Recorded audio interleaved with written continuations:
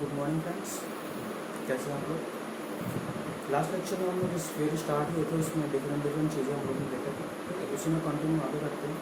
Next आता है आपका कैविटी इन कंडक्टिंग मटेरियल्स।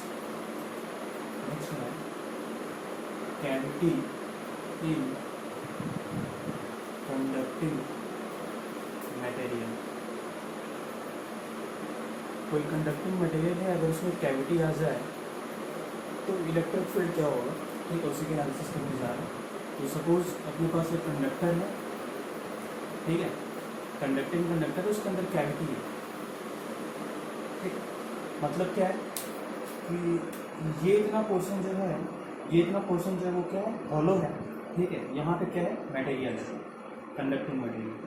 ठीक है, मान लिया suppose this radius is R1 and this radius is R2। ठीक है, ये रेडियस अंदर वाला जो स्फीयर है उसका रेडियस R1 है, ये वाला स्फीयर जो है बाहर वाला आउटर सरफेस जो है उसका रेडियस R2 है। ठीक, मान लीजिए यहाँ पे कोई चार्ज हमने क्यू दिया, क्यू चार्ज देंगे तो कंडक्टिंग मटेरियल में क्या होगा, चार्ज यूनिफॉर्मली डिस्ट्रीब्यूट हो जाएगा आउटर सरफेस पे। हम लोग देख चुके हैं इसका प्रॉपर्टी ऑफ द कंडक्टर में। ठीक है, कोई भी चार्ज देंगे तो क्या होगा, सरफेस पे एक्यूमुलेट हो जाएगा, डिस्ट्रीब्यूट हो जाएगा, एक्चुअली यूनिफॉर्मली डिस्ट्रीब्यूट होगा अगर वो कंडक्टिंग है तो। ठीक है, तो चार्ज इस तरीके से आ गया। अगर मैं बोलूँ कि what is the value of electric field, मान लीजिए मैं बोलूँ कि यहाँ पे इलेक्ट्रिक फील्ड की वैल्यू क्या होगी, दिस इज पॉइंट ए, यहाँ पे क्या होगी, दिस इज पॉइंट बी, और यहाँ पे क्या होगी, पॉइंट सी। ठीक, तो उसको कैसे करेंगे, तो देख समझते हैं चीज़ें। सबसे पहले तो हम लोग बात करेंगे केस वन।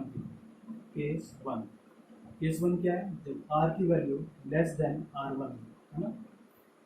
आर की यहाँ पे देखिए, अगर मैं बोलता हूँ कि वैल्यू आर है, this r is less than what, R1। ठीक है, तो ये पहला केस बनता है। हम कह सकते हैं कि दिस इज व्हाट, पॉइंट ए की बात कर रहे हैं। तो electric field at point A will be equals to what, electric field की वैल्यू क्या होगी,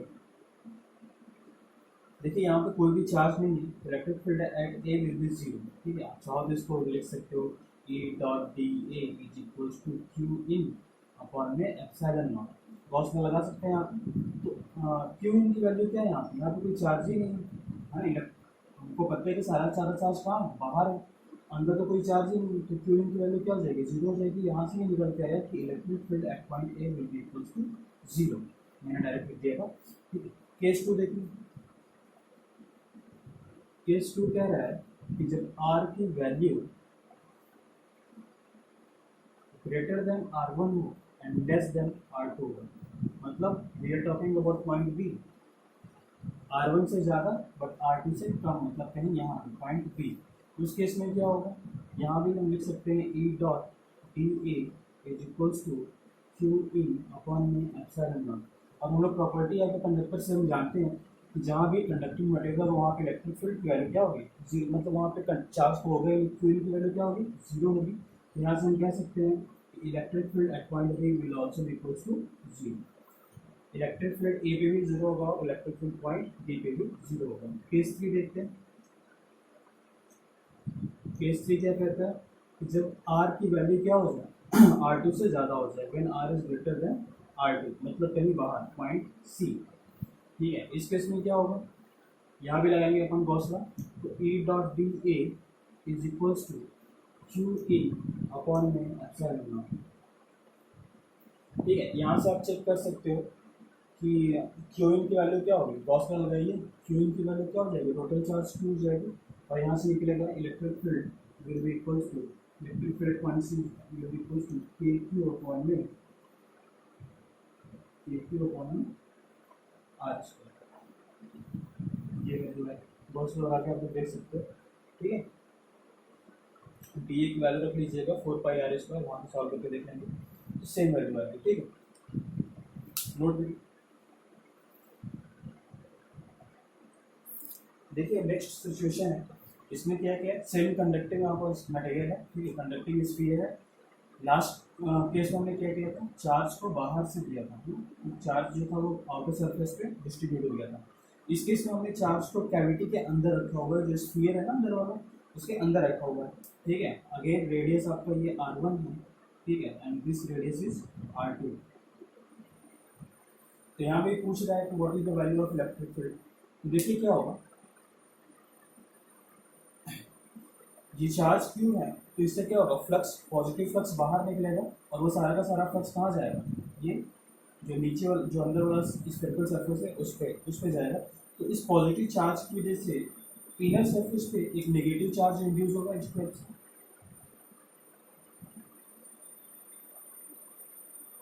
है ना। ये पॉजिटिव चार्ज क्यू है तो इस चार्ज की वजह से क्या होगा, नेगेटिव चार्ज स्फीयर के अंदर वाले सरफेस पे इंड्यूस हो जाएगा जिसकी वैल्यू माइनस क्यू होगी, है ना। ये पॉइंट चार्ज है और यहाँ पे ये जो माइनस क्यू चार्ज है वो क्या होगा, यूनिफॉर्मली डिस्ट्रीब्यूटेड होगा अगर ये चार्ज क्यू सेंटर पे रखा हुआ है तो, है ना। ये अगर सेंटर पे रखा हुआ है तो नेगेटिव चार्ज होगा, यूनिफॉर्मली डिस्ट्रीब्यूट हो जाएगा, ओके। और इस नेगेटिव चार्ज के डेवलपमेंट की वजह से जो आउटर सरफेस है वहाँ पे क्या होगा, पॉजिटिव चार्ज का डिपोजिशन हो जाएगा, इंड्यूस हो जाएगा positive charge outer surface of the sphere, जिसकी वैल्यू कितनी होगी, क्यू के बराबर, ठीक है। इस सिंगल चार्ज की वजह से ये चार्ज का डिस्ट्रीब्यूशन आ जाएगा ओवरऑल सारे के सारे सिस्टम में, ठीक है। मान लिया कि ये सरफेस S1 है और ये सरफेस S2 है। तो आइए देखते हैं इलेक्ट्रिक फील्ड। सबसे पहले हम बात करते हैं electric field at point A.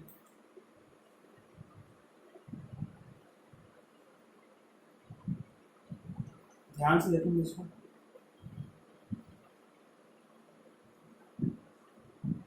Point A का मतलब क्या है, वही है R is less then R, ठीक है। पॉइंट ए पे इलेक्ट्रिक फील्ड की अगर हम बात करें तो देखिए तीन चीज़ें आ रही है, एक तो पॉइंट चार्ज क्यू है, दूसरा क्या है ये सरफेस S1 पे जो चार्ज है उसकी वजह से, और तीसरा क्या है जो सरफेस S2 पे चार्ज है उसकी वजह से। आ रही बात समझ में? तो आइए देखते हैं electric field at point a. सबसे पहले due to point charge q, q की वजह से जो आएगा उसकी वैल्यू क्या होगी, electric field at point a, E a will be equals to क्या हो जाएगा, देखिए क्यू की वजह से पॉइंट ए पे मान लीजिए डिस्टेंस कितना है, आर है, ठीक है। तो इलेक्ट्रिक फील्ड की वैल्यू क्या हो जाएगी, के क्यू अपॉन में आर स्क्वायर, ठीक है। किसकी वजह से, पॉइंट चार्ज क्यू की वजह से। अगर मैं बोलूँ ड्यू टू S1, तो S1 की वजह से कितना होगा, electric field at a due to S1।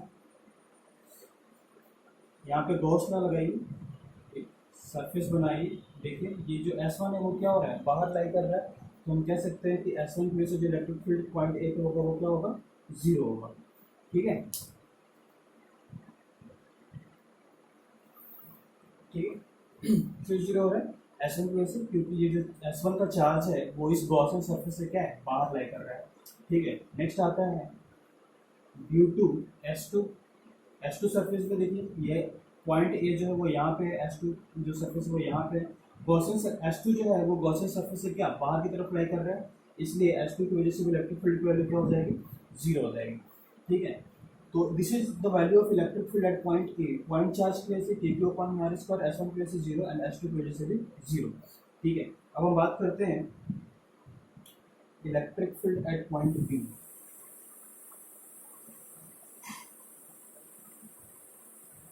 Eight point b, अगर हम बी पे बात करें तो पहला केस आता है due to point charge, due to point charge q, q की वजह से क्या होगा बी पे, देखिए मान लीजिए ये डिस्टेंस आर है ना, तो डी टू क्यू क्या हो जाएगा, that will be equals to के क्यू अपॉन में आर स्क्वायर, ठीक है। ये जो इलेक्ट्रिक फील्ड का डायरेक्शन होगा वो बाहर की तरफ होगा, ठीक है। ड्यू टू S1, S1 की वजह से जो आएगा, देखिए S1 पे नेगेटिव चार्ज है, गॉसियन सरफेस बनाएंगे इस टाइप से, देखिए नेगेटिव चार्ज पॉजिटिव। अब अगर हम S1 की बात कर रहे हैं तो सिर्फ S1 को ही देखते हैं, अंदर Q है उसको भूल जाएंगे, क्योंकि हम सारे ही सिस्टम के Q का अलग एनालिसिस कर रहे हैं, S1 का अलग एनालिसिस कर रहे हैं और S2 का अलग एनालिसिस कर रहे हैं, ठीक है। और उसके बाद आपको नेट देखना होगा तो आप क्या करेंगे, सबका समेशन कर देंगे, आपको नेट इलेक्ट्रिक फील्ड की वैल्यू मिल जाएगी उस पॉइंट पे, ठीक है। तो ड्यू टू S1 के लिए अगर हम देखें तो S1 देखें ये अंदर लाई कर रहे हैं और S1 पे चार्ज कितना है -2 है, तो हम लोग लिख सकते हैं S1 के बीच जो इलेक्ट्रिक फील्ड होगा वो होगा माइनस ऑफ KQ अपॉन में R स्क्वायर। ठीक है, KQ अपॉन में R स्क्वायर, इसका डायरेक्शन क्या होगा, इनवर्ड होगा। ठीक, ड्यू टू S2 देखिए, S2 के लिए देखेंगे तो क्या होगा, देखिए S2 की वजह से पॉइंट बी पे चेक करिए, S2 सरफेस जो है वो पॉइंट बी से बाहर लाई कर रहा है, क्यू इन की वैल्यू 0 हो जाएगी, इसलिए डायरेक्टली लिख दे रहा हूँ इलेक्ट्रिक फील्ड की वैल्यू ड्यू टू S2 क्या हो जाएगी, 0 हो जाएगी, क्योंकि S2 सरफेस जो है वो पॉइंट बी से बाहर की तरफ लाई कर रहा है। ठीक है, तो पॉइंट बी पे इलेक्ट्रिक फील्ड की वैल्यू ये हो गई, पॉइंट ए पे इलेक्ट्रिक फील्ड की वैल्यू ये हो गई। नेक्स्ट आता है पॉइंट सी के लिए, तो मैं रब कर देता हूँ इसको।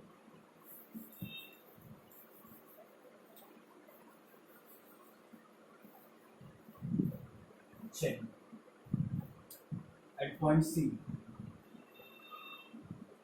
एट पॉइंट सी देखिए, ड्यू टू क्यू, क्यू की वजह से क्या होगा, पॉइंट सी पे क्यू की वजह से मान लीजिए ये डिस्टेंस आर है, तो क्यू की वजह से पॉइंट सी पे होगा आपका के क्यू अपॉन में आर स्क्वायर। ठीक है, S1 की वजह से होगा, S1 की वजह से क्या होगा, देखिए नेगेटिव चार्ज है। ठीक है, तो नेगेटिव चार्ज है तो क्या हो जाएगा, के क्यू अपॉन में माइनस के क्यू अपॉन में आर स्क्वायर। ठीक है, S2 की वजह से क्या होगा, पूरा पूरा पॉइंट चार्ज इस टाइप से, S2 की वजह से पॉइंट सी पे होगा के क्यू अपॉन में आर स्क्वायर। ठीक है, नेट अगर आप चेक करोगे तो ये कैंसिल हो जाएगा, बचेगा क्या, के क्यू अपॉन में आर स्क्वायर। तो आप लिख सकते हैं यहाँ पे net electric field E net की value point C equals to के क्यू अपॉन में आर स्क्वायर। आगे बस समझ में, बाकी किसी एक पॉइंट पे आपको नेट निकालना हो तो आप समेशन करके देख सकते हो कि क्या वैल्यू आ रही है। यहाँ पे जैसे हम पॉइंट बी की बात करें तो देखिए एक पॉजिटिव इलेक्ट्रिक फील्ड है और एक नेगेटिव इलेक्ट्रिक फील्ड है, मैग्नीट्यूड दोनों का सेम, डायरेक्शन क्या है, अपोजिट है, तो नेट इलेक्ट्रिक फील्ड 0 होगा। और हम जानते भी हैं कि अगर कंडक्टर है तो मटेरियल के अंदर इलेक्ट्रिक फील्ड की वैल्यू क्या हो जाती है, 0 हो जाती है। तो देखिए ये साफ यहाँ से प्रूफ भी हो रहा है। आगे बात समझ में, नोट करिए फिर इसका पोटेंशियल, सेम सिचुएशन के लिए हम लोग पोटेंशियल कैलकुलेशन करेंगे, तो नोट करिए। देखिए इस सिस्टम के लिए हम पोटेंशियल का कैलकुलेशन करते हैं, पॉइंट ए point B point c, last case है, जैसा लास्ट केस था वही है।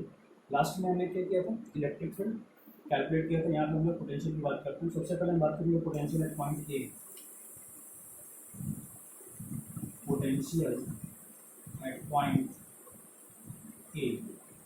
ठीक है, पॉइंट ए पर अगर हम पोटेंशियल की बात करें तो सबसे पहले हम बात करेंगे due to charge q, due to q, तो उसकी वजह से क्या हो जाएगा, मान लीजिए डिस्टेंस आर है तो हो जाएगा potential due to Q equals to के क्यू अपॉन में आर। ठीक है, पॉइंट बी की वजह से अगर देखें, सॉरी ड्यू टू, नेक्स्ट है due to S1, due to S1, S1 की वजह से क्या होगा, देखो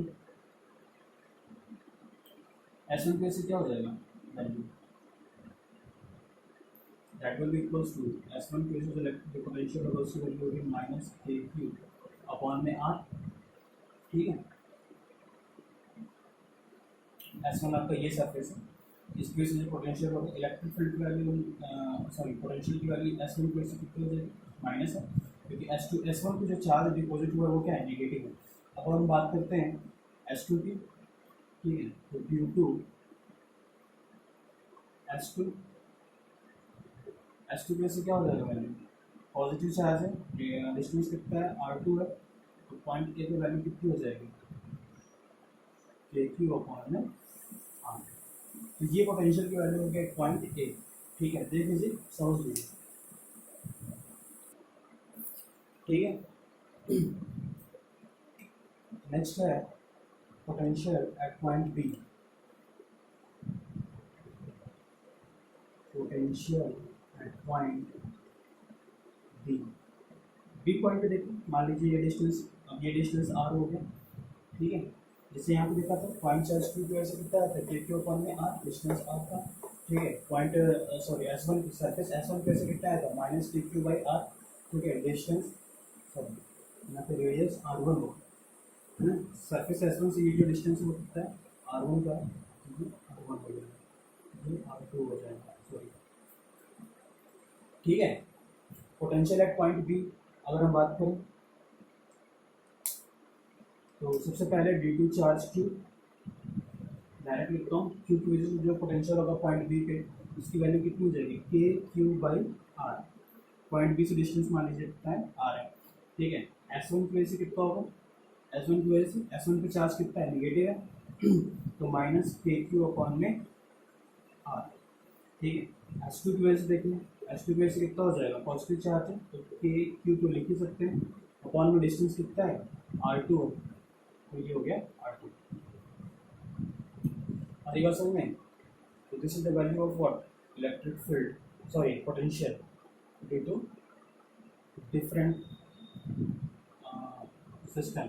पॉइंट चार्ज की वजह से के क्यू अपॉन में आ रहे हैं, S1 की वजह से माइनस के क्यू अपॉन में आ रहे हैं, नेट करेंगे।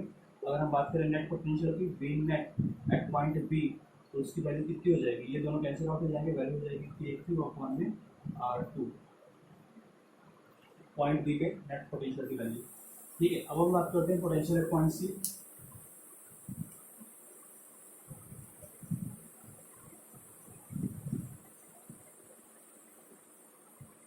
पोटेंशियल एट पॉइंट सी, सबसे पहले हम बात करेंगे पॉइंट चार्ज क्यू की वजह से।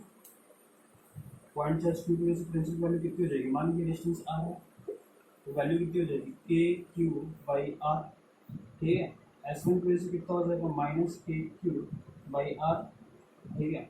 और S2 की वजह से कितना हो जाएगा, S2 की वजह से हो जाएगा आपका, ये लिख देता हूँ, S2 की वजह से जो पोटेंशियल होगा उसकी वैल्यू हो जाएगी के क्यू अपॉन में आर,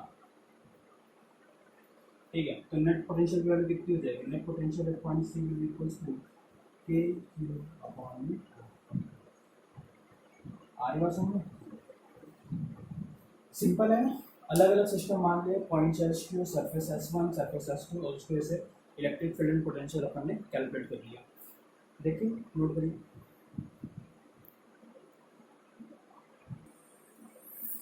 नेक्स्ट है electric field inside a cavity of non conducting charge sphere. कोई चार्ज स्फीयर का, नॉन कंडक्टिंग चार्ज स्फीयर है ना, चार्ज इस तरीके से इनसाइड द स्फीयर डिस्ट्रीब्यूट है। यहाँ से एक कैविटी निकाल दिया बाहर, ठीक है, यहाँ पे एक कैविटी क्रिएट किया है ना, जिसका सेंटर सी है, और जो कैविटी बनाया उसका सेंटर मान लीजिए कितना है, C1 है। और पूछ दिया आपसे क्वेश्चन में कि पॉइंट पी है, कोई कोई पॉइंट पी है, यहाँ पे बताइए इलेक्ट्रिक फील्ड की वैल्यू कितनी होगी, ठीक है। तो हम लोग जानते हैं कि electric field due to non conducting sphere is given by rho, charge density rho into में डिस्टेंस x मान लीजिए अपॉन में 3 एप्सिलॉन नॉट। ये एक्सप्रेशन आया था अपना, अपन सॉल्व करके देख चुके हैं, ठीक है। तो इसी कॉन्सेप्ट को यूज़ करके पॉइंट पी पे अपने को इलेक्ट्रिक फील्ड निकालना है। तो मान लीजिए पहले अगर इस सिस्टम को देखा जाए तो हम कह सकते हैं क्या, समझिए इस चीज़ को, अगर इस सिस्टम को हम लोग देखें तो हम कह सकते हैं कि एक चार्ज स्फीयर था बड़ा वाला, ये बड़ा वाला है ना, एक चार्ज स्फीयर था बड़ा वाला जिसका सेंटर सी है, उसमें से एक छोटा सा स्फीयर निकाल दिया जिसका सेंटर C1, उसको निकाल दिया इसमें से, है ना, माइनस कर दिया, तो जो रिजल्टेंट आएगा वो यही तो बनेगा, कुछ ऐसा। आगे बात समझ में, तो हम अगर इसकी वजह से इलेक्ट्रिक फील्ड पॉइंट पी पे निकाल लें और इसकी वजह से इलेक्ट्रिक फील्ड पॉइंट पी पे निकाल लें तो अपना काम हो जाएगा, ठीक है। दोनों ही केसेस में देखिए जो पॉइंट पी है वो दोनों ही स्फीयर के अंदर लाई कर रहा है, और उस केस में जो इलेक्ट्रिक फील्ड होती है इसकी वैल्यू इतनी होती है, अपन कैलकुलेट करके देख चुके हैं, ठीक है। तो सबसे पहले इसकी वजह से लिखते हैं, मान लीजिए ये जो है ये डिस्टेंस जो है वेक्टर x है, ठीक है, और ये डिस्टेंस जो है वो वेक्टर y है,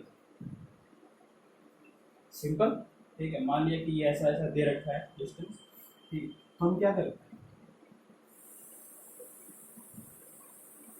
तो हम क्या करेंगे, हम कुछ नहीं करेंगे, हम क्या करेंगे, हम कुछ नहीं करेंगे, हम इसकी वजह से इलेक्ट्रिक फील्ड लिखेंगे पॉइंट पे पे, तो जिसकी वैल्यू होगी इलेक्ट्रिक फील्ड पॉइंट पे चार्ज डेंसिटी रो इनटू में डिस्टेंस वेक्टर x अपॉन में 3 एप्सिलॉन नॉट, इसकी वजह से हो गया, इसकी वजह से लिखेंगे तो रो वेक्टर y अपॉन में 3 एप्सिलॉन नॉट, इसमें से इसको माइनस कर दीजिए, तो E नेट या फिर E electric field point P will be equals to rho upon में 3 epsilon naught with in bracket vector x minus vector y.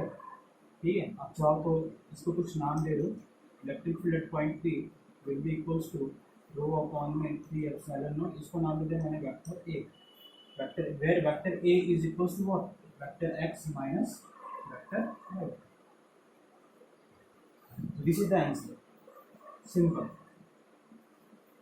ठीक है, किसी भी नॉन कंडक्टिंग कैविटी की वजह से अगर उस कैविटी के अंदर अगर पॉइंट पी होगा तो उसके से जो इलेक्ट्रिक फील्ड निकालेंगे उसकी वैल्यू इतनी आएगी। बाहर के लिए भी आप देख सकते हो, आप लोग के पास बाहर मान लीजिए अगर कोई पॉइंट पी यहाँ होगा, केसेस देखो कैसे बन सकते हैं। ये जो पॉइंट पी यहाँ है, इस केस में क्या है कि ये पॉइंट पी जो है वो दोनों स्फीयर के अंदर लाई करता है। ठीक है, अगर ये पॉइंट पी मान लीजिए यहाँ होता, ठीक है, तो क्या होगा, बड़े वाले स्फीयर के लिए तो अंदर लाई करता है लेकिन छोटे वाले स्फीयर के बाहर लाई करता है। तो बड़े वाले स्फीयर के लिए यही केस लगेगा और छोटे वाले केस स्फीयर के लिए हम क्या करेंगे, हम लोग आउटसाइड पॉइंट सी पे जो हम लोगों ने कैलकुलेट किया था उसकी वैल्यू निकालेंगे।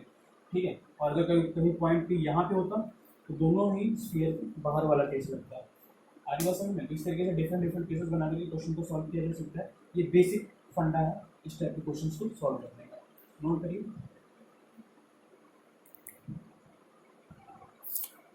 आइए थोड़ी सी बातें कर लेते हैं, है ना, बात करना बहुत ज़रूरी है। बात नहीं करेंगे तो बात समझ में नहीं आएगी, तो बात समझने के लिए बात करना बहुत ज़रूरी है। तो आइए बातें करते हैं, है ना। क्या बात करें, सम इम्पॉर्टेंट रिजल्ट। मान लीजिए अपने पास एक स्फीयर है इस टाइप का, है ना, सर्किल है पूरा मस्त एकदम। ठीक है, एक छोटा स्फीयर है इस टाइप का, ये भी सर्कुलर है, स्फेरिकल है। ठीक है, मानो भी समझिए ये पॉइंट जो है वो क्या है, सेंटर है, कॉन्सेंट्रिक है, दोनों ही स्फीयर का सेंटर ही है।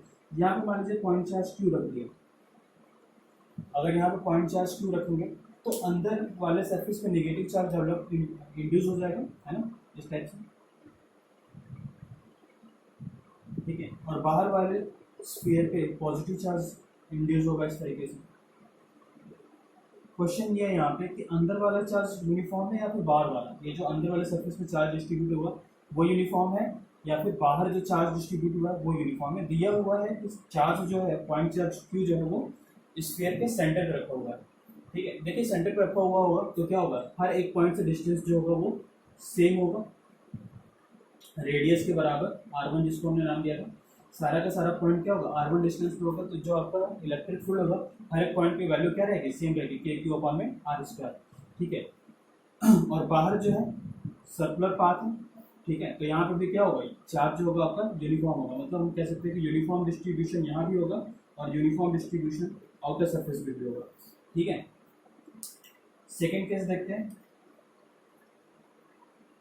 सेकेंड केस, स्फीयर है, ये भी स्फीयर है, ये पॉइंट सी जो है वो सेंटर है दोनों स्फीयर का। ठीक है, पॉइंट चार्ज क्यू कहीं यहाँ पे रख दिया, पॉइंट चार्ज क्यू यहाँ पे है, तो बताइए अंदर वाले स्फीयर पे चार्ज यूनिफॉर्म होगा या बाहर पे होगा या फिर दोनों पे होगा या फिर कहीं नहीं होगा, है? अपना जो नॉर्मल ऑप्शन बनता है। तो अगर इसके लिए हम लोग इलेक्ट्रिक फील्ड बनाए इस पॉइंट के, देखिए ऐसा हो, सरफेस पे परपेंडिकुलरली गिरना चाहिए, ध्यान रखिएगा, कंडक्टर है, इक्विपोटेंशियल सरफेस का काम करेगा। कुछ इस टाइप से इलेक्ट्रिक फील्ड का डायरेक्शन बनेगा, मतलब इलेक्ट्रिक फील्ड लाइन्स बनेगी। ठीक है, तो यहाँ पे देखिए डिस्टेंस कम है, तो इलेक्ट्रिक फील्ड की वजह से मतलब ये चार्ज यहाँ पे इस वाले पोर्शन के ज़्यादा नज़दीक है, तो यहाँ पे नेगेटिव चार्ज का डिपोजिशन ज़्यादा हो जाएगा और इधर क्या होगा, कम होगा।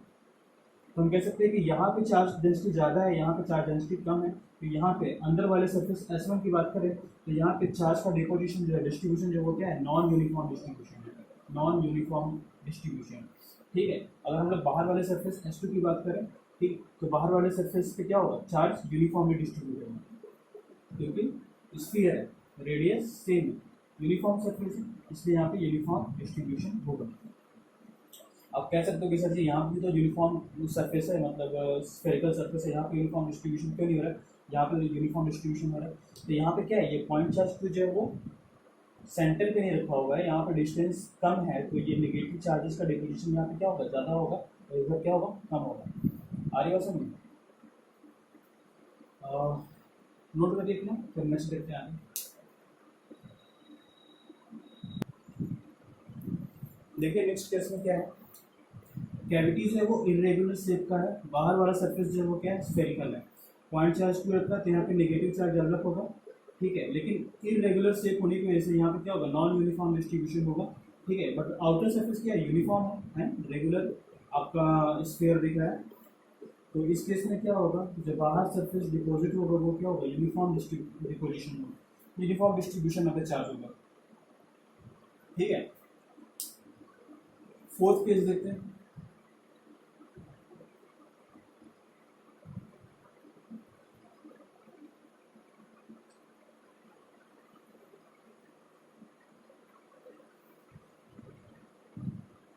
पॉइंट चार्ज टू जो है वो इस स्फीयर के सेंटर पे रखा हुआ है, अंदर वाला स्फीयर है, बाहर वाला इरेगुलर शेप है, तो अंदर क्या होगा, सेंटर पे रखा हुआ है, तो अंदर जो नेगेटिव चार्ज होगा वो यूनिफॉर्म डिस्ट्रीब्यूशन होगा, तो यहाँ पे यूनिफॉर्म डिस्ट्रीब्यूशन होगा। इरेगुलर शेप होने की वजह से पॉजिटिव चार्ज जो बाहर डेवलप हो रहा है वो क्या होगा, नॉन यूनिफॉर्म होगा, क्योंकि यहाँ पे शेप क्या है, अनइवन शेप है, अनरेगुलर शेप है, तो यहाँ पे नॉन डिस्ट्रीब्यूशन मतलब नॉन यूनिफॉर्म डिस्ट्रीब्यूशन होगा, नॉन यूनिफॉर्म डिस्ट्रीब्यूशन, है ना। और एक और केस देखते हैं।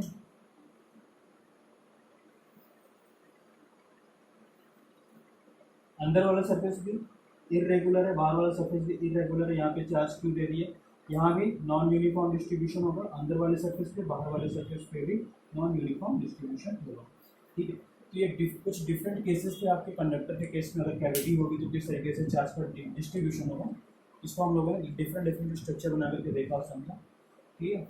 नोट करिए।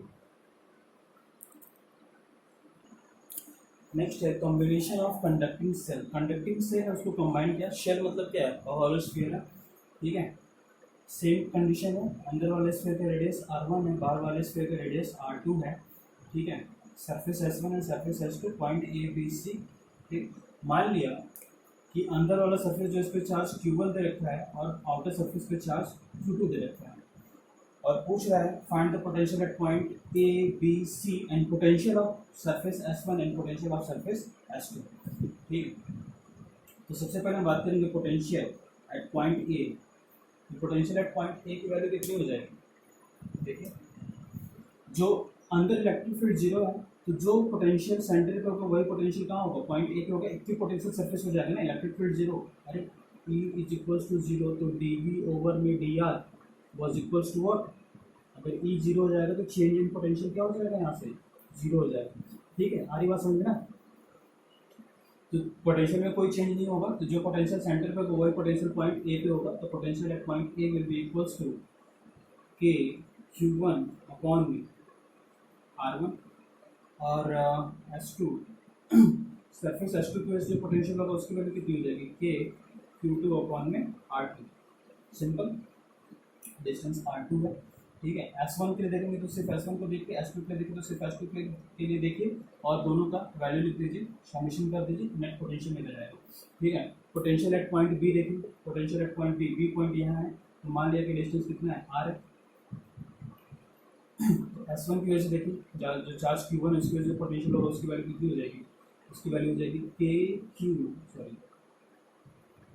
Q1 है, सरफेस S1 पे चार्ज Q1 है, तो के Q1 अपॉन में R है ना, ये डिस्टेंस R, इसमें से पोटेंशियल हो गया बाहर लगाया ना, ए क्यू अपॉन में R, जैसा हम लोगों ने देखा था पॉइंट चार्ज की वजह से, ठीक है, प्लस Q2 की वजह से कितना हो जाएगा, के Q2 अपॉन में R, ठीक है, सरफेस S2 की वजह से जो पोटेंशियल होगा उसकी वैल्यू दी, पॉइंट बी का पोटेंशियल इतना हो जाएगा।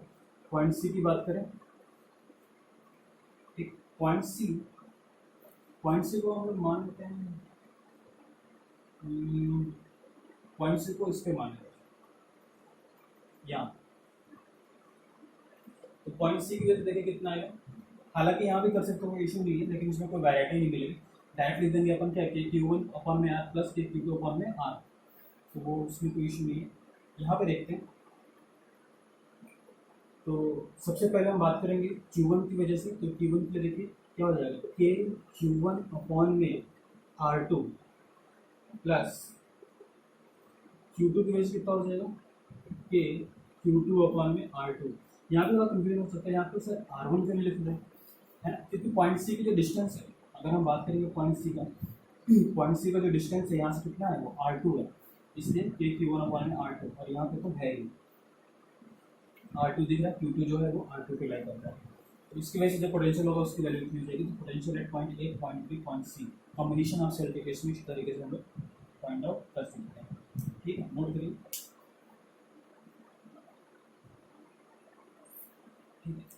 नेक्स्ट देखिए, अगर पॉइंट सी जो है यहाँ ना होकर के बाहर होगा, जैसे कि मैंने लास्ट में लिखा था, बोला था, मान लीजिए पॉइंट सी डैश है, ये पॉइंट सी है and this is point C dash, तो potential of point C dash will be equal to what, K Q, वही मैंने बोला कोई वैरायटी नहीं मिलेगी, के Q1 प्लस के Q2 अपॉन में R, अगर ये डिस्टेंस हमने मान लिया R है तो। ठीक है, अब अगर बात करते हैं पोटेंशियल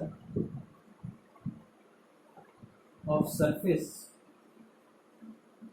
S1, S1 सरफेस का पोटेंशियल कितना हो, दो चार्जेस की वजह से मिलेगा, एक चार्ज Q1 की वजह से मिलेगा, एक चार्ज Q2 की वजह से मिलेगा, तो पोटेंशियल ऑफ सरफेस S1 क्या हो जाएगा, सरफेस S1 का पोटेंशियल ऐसे लिखेंगे, potential of surface S1 will be equals to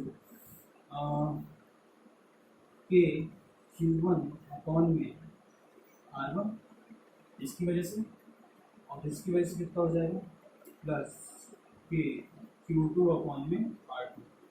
ये पोटेंशियल ऑफ सरफेस S1 हो गया। पोटेंशियल ऑफ सरफेस S2 अगर हम बात करें, potential of surface S2 that will be equals to what, B S2 will be equals to K Q1 upon में, distance देखिए कितना है सरफेस S2 से, ये पॉइंट का डिस्टेंस R1 सॉरी R2 है ना, पॉइंट चार्ज यहाँ पे मानेंगे, तो R2 प्लस के Q1 अपॉन में, सॉरी के Q2 अपॉन में R2, ये पोटेंशियल ऑफ सरफेस S2 का।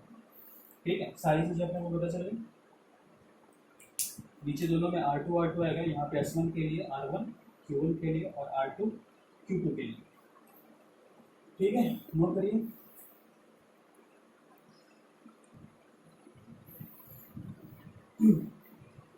तो आज के लिए इतना छोड़ते हैं, है ना।